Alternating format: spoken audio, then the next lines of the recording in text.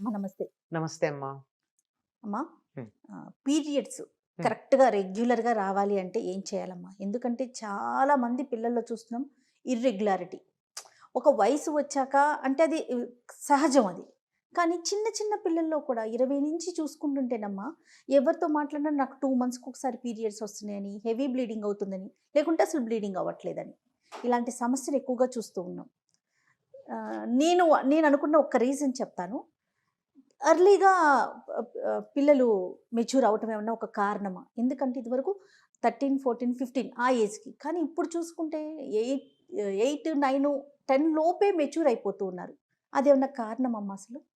దానికి హార్మోనల్ ఇంబాలెన్సే కారణం అమ్మా. 8 ఏళ్లకి అవ్వడం కూడా మనం తీసుకునే ఆహారాల్లో హార్మోన్స్ చాలా ఉంటున్నాయి. For example soya. సోయా తీసుకుంటే అది కూడా ఫీమేల్ హార్మోన్స్ ఇవన్నీ ఆఖరికి పాలల్లో కూడా గేదెలకి, ఆవులకి హార్మోన్‌లు అవునవును. ఇస్తున్నారు. ఈ హార్మోన్‌ల కారణం ఆడపిల్లల్లో అది మీరు చెప్పింది కరెక్టే. ఆడపిల్లల్లో తొందరగా మెచ్యూర్ మెచ్యూర్ అయ్యే అవ్వటం. లక్షణం. మగపిల్లలకేమో గడ్డాలు, మీసాలు రాకపోవడం. ఆ! కనపడుతున్నాయి కదా! చాలా అవునవునవును. మందికసలు రావట్ల. ఆ! అసలు ఫుల్లుగా ఉండేవాళ్ళు చాలా తక్కువ. అందుకేనేమో ఇలా ఉండండి అని జెప్పి ఇప్పుడు పెద్ద పెద్ద వాళ్ళందరూ గడ్డాలు పెంచుకుంటున్నారు. మాలాగా ఉండండిరా అని. లేని వాళ్ళకి ఆదర్శం అనిపిస్తూ ఉంటుంది నాకు. ఇదంతా కూడా ఈస్ట్రోజన్ అనేటటువంటిది బాగా వీళ్ళు తీసుకునే ఫుడ్‌లో ఉండడం వన్ ఆఫ్ ద రీజన్స్ అమ్మా. దానివల్ల లావుగా కూడా ఉంటారు. హ్మ్. పిల్లలు లావెక్కుతున్నారని చెప్పి వాళ్ళు బాగా లావుగా ఉండే ఆహారాలు పెట్టడం వాటన్నిటిలో ఈస్ట్రోజనే వన్ ఆఫ్ ద రీజన్స్.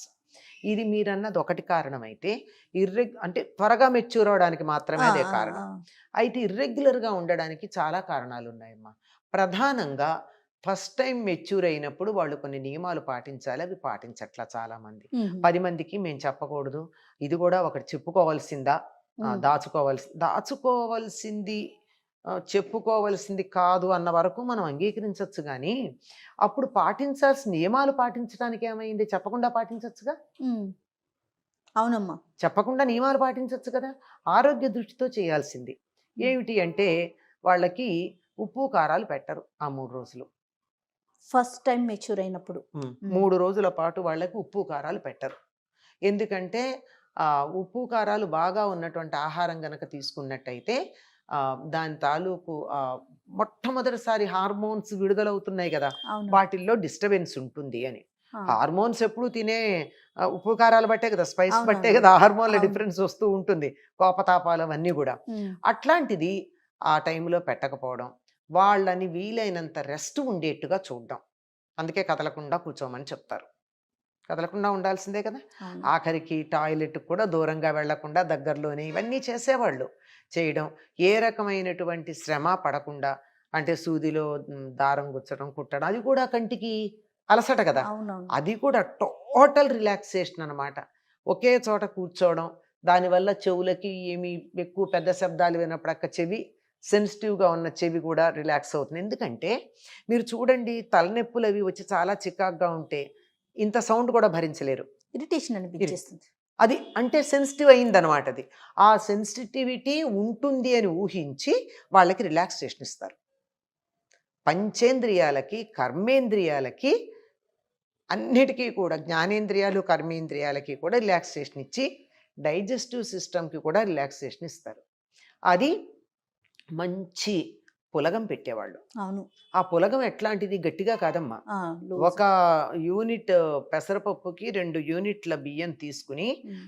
8 యూనిట్ల హ్మ్, హ్మ్. నీళ్లు పోసి, పోసి మళ్ళీ 1 యూనిట్ నెయ్యి వేసి, ఇది మెత్తగా ఉడికేటట్టుగా చేసి, బెల్లం వేసి పెట్టేవారు. ఉప్పుండదు. హ్మ్.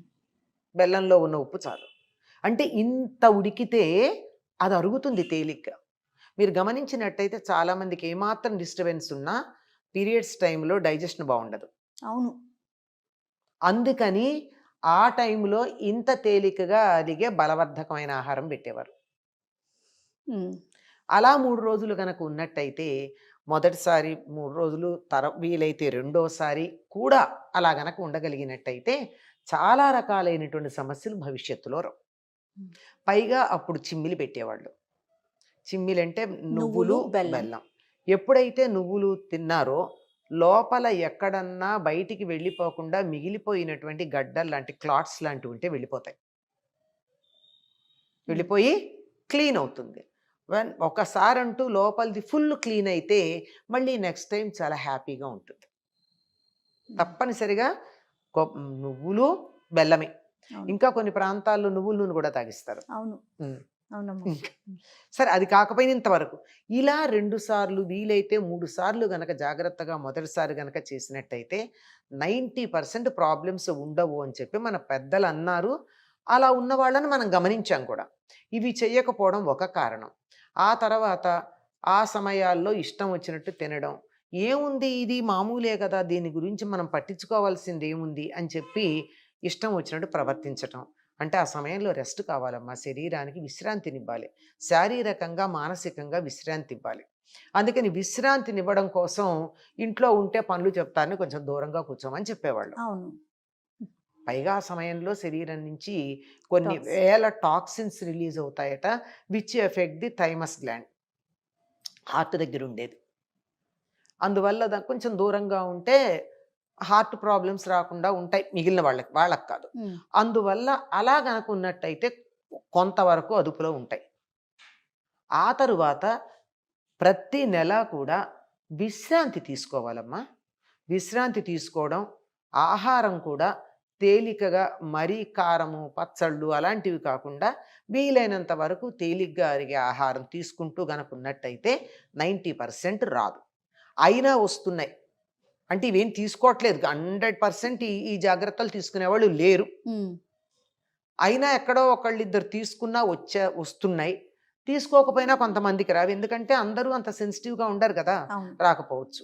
వాళ్ళకి రాలేదు నాకెందుకు వచ్చింది అంటే, వాళ్ళు ఇప్పుడు ఇంతమందికి కరోనా వచ్చింది కొన్ని లక్షల మందికి, కొంతమందికి రాలేదు.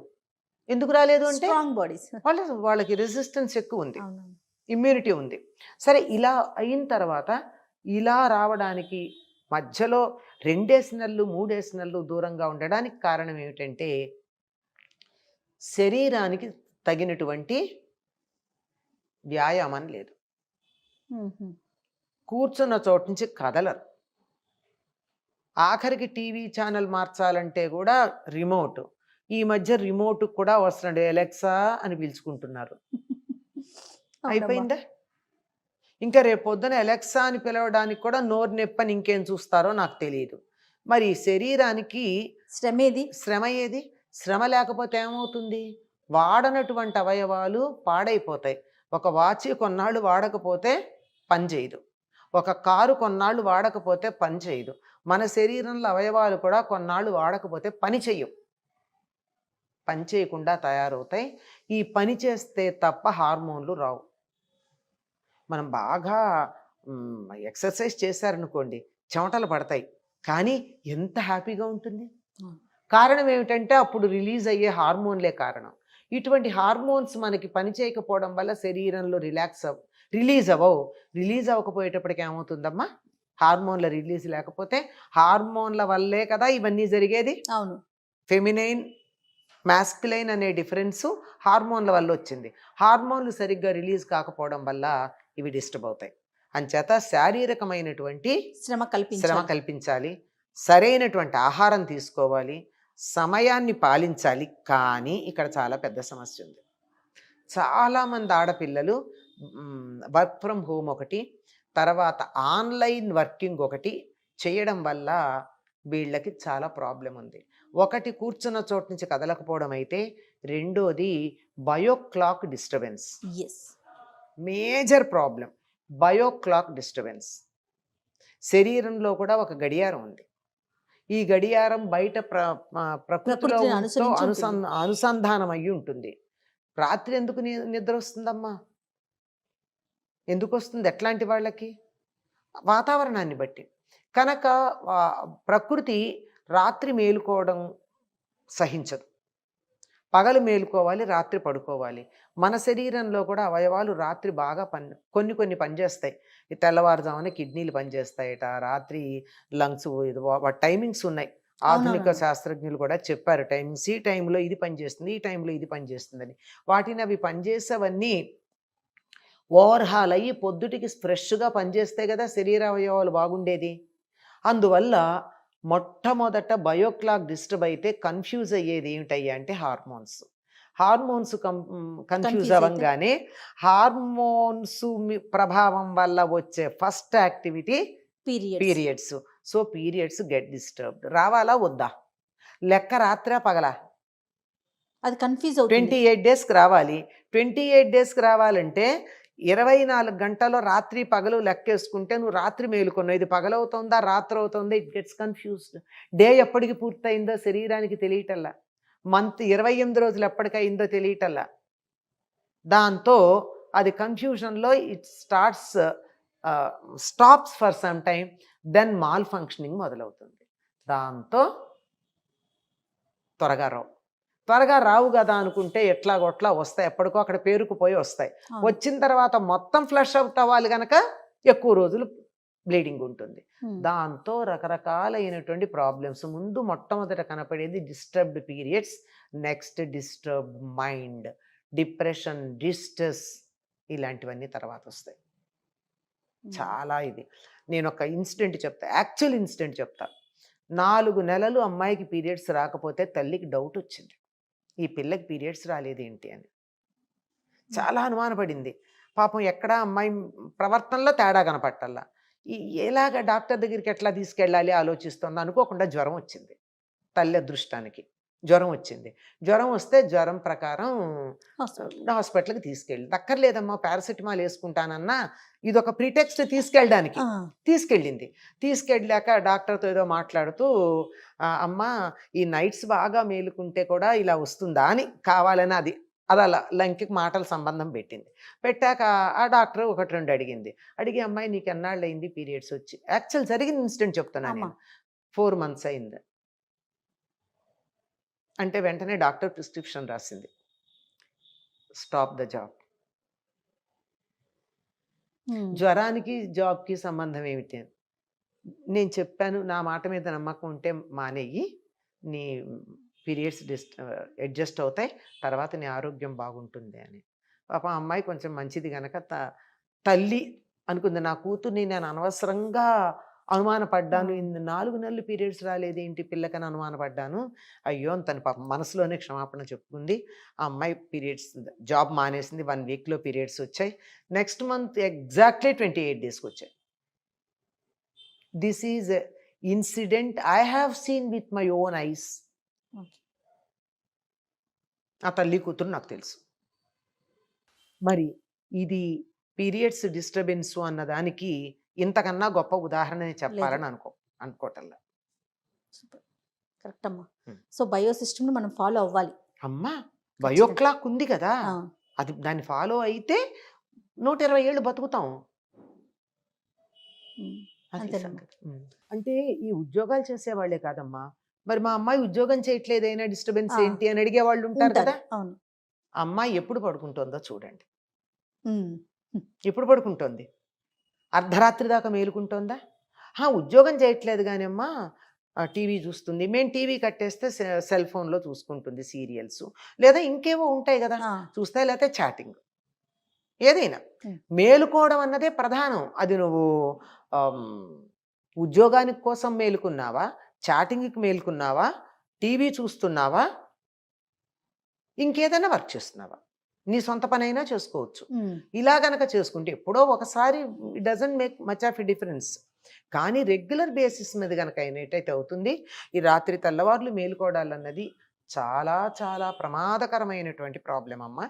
అది అన్ని రకాలు, డైజెస్టివ్ సిస్టమ్ మీద పనిచేస్తుంది, లివర్ మీద పనిచేస్తుంది, కిడ్నీస్ మీద పనిచేస్తుంది. రాత్రిపూట యాక్టివ్గా ఉండి ఓవర్ హాల్ అయ్యే శరీర అవయవాలన్నింటి మీద పనిచేస్తుందమ్మా అది. అందువల్ల మేలుకోవడం ప్రధానం. దేనివల్ల అన్నది వేరే మాట. ఈ జాగ్రత్త కూడా తీసుకోవాలమ్మా. జాగ్రత్త. అమ్మాయికి రెగ్యులర్గా పీరియడ్స్ రావట్లేదంటే రోజు 10ంటికి పడుకోబెట్టండి. ఓవర్ బ్లీడింగ్ అవుతోంది అంటే బ్లీడింగ్ అయినంత కాలం పులగం మాత్రమే పెట్టండి, ఉప్పు కారాలు లేకుండా. లేదంటే పాలన్నం పెట్టండి, పులుపు లేని మజ్జిగ అన్నం పెట్టండి, ఉప్పు కారం తగలకుండా. ఆ 3 రోజులు 4 రోజులు అట్లా పెట్టి 2-3 నెలలు చూడండి, రెగ్యులైజ్ అయిపోతాయి. సూపర్. నమస్తే అమ్మా. నమస్తే అమ్మా.